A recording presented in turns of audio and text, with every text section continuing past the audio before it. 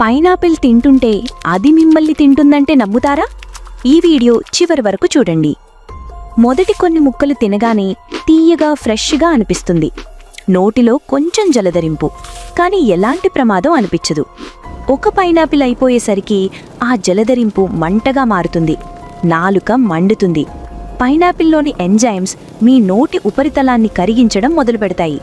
ఇంకో పైనాపిల్ తింటే పెదవులు ఉబ్బుతాయి, నాలుక బుగ్గల లోపల చిన్న చిన్న గాయాలు. యాసిడ్ మరియు ఎంజైమ్స్ మీ నోటి కణజాలాన్ని తినేస్తుంటాయి.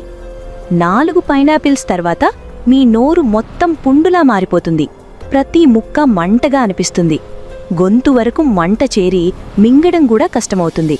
ఇక 6 పైనాపిల్స్ అయితే ఇన్ఫ్లమేషన్ పెరుగుతుంది. నాలుక మొద్దుబారిపోయి తర్వాత భరించలేని నొప్పి, శరీరం దాడి జరుగుతున్నట్టు రియాక్ట్ అవుతుంది. ఇక్కడే అసలు ట్విస్ట్. మీరు పైనాపిల్ తింటున్నానని అనుకుంటారు, కానీ నిజానికి ఆ పండే మిమ్మల్ని తింటూ ఉంటుంది. అందుకే గుర్తుంచుకోండి, పైనాపిల్ మంచిదే, కానీ అతిగా తింటే మీ నోరుకే శిక్ష. ఈ వీడియో ఉపయోగకరంగా అనిపిస్తే లైక్ కొట్టండి. ఇలాంటి నిజమైన హెల్త్ ఫ్యాక్ట్స్ కోసం నా పేజీని ఫాలో చేయండి.